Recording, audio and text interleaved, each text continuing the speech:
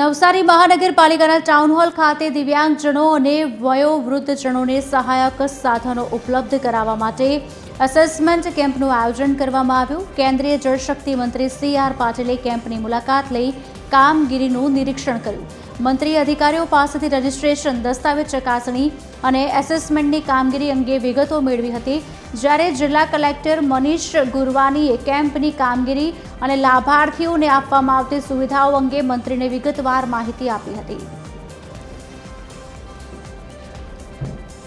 નવસારી મહાનગરપાલિકા અને નવસારી જિલ્લા કલેક્ટર અને ડીડીઓસી દ્વારા અહીં દિવ્યાંગ ભાઈ બહેનોને અને સિનિયર સિટીઝનને એમના જીવનમાં મદદરૂપ થાય, જીવન જીવવામાં સરળતા રહે એ પ્રકારની જે વસ્તુઓ, સાધનો આપવા માટેને એક કેમ્પ રાખવામાં આવ્યો છે, તાલુકા વાઇઝ રાખવામાં આવ્યો છે।